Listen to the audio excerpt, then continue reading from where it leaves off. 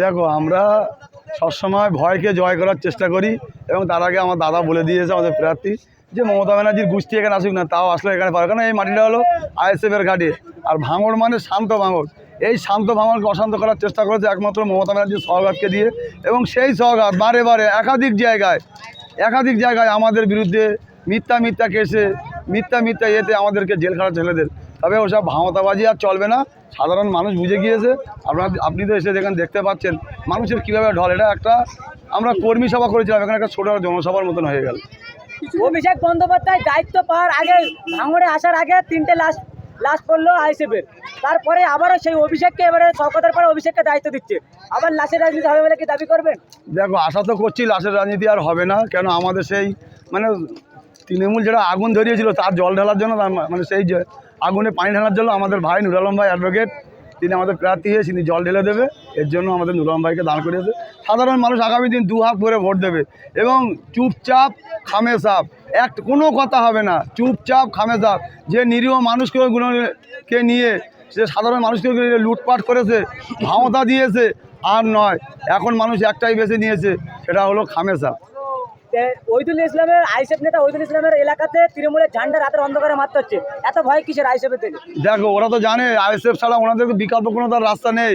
ওনারা জানে যে আইএসএফ আসলে আমাদের সব খাবার, রেশন চুরি করা, কয়লা চোর, গরু চোর, আমাদের কিছু খাওয়া হবে না। ওনারা তো জানে, সেই জন্য ওনারা এইসব করছে।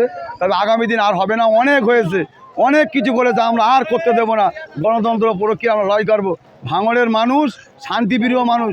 এই শান্ত ভাঙড়কে যারা শান্ত করার চেষ্টা করেছিল, আগামী দিন তাদেরকে আমরা জেলের ঘানি খাটাবো। 5 টাকার কলমের খোঁচায় তাদেরকে 3 জেল পাঠাবো।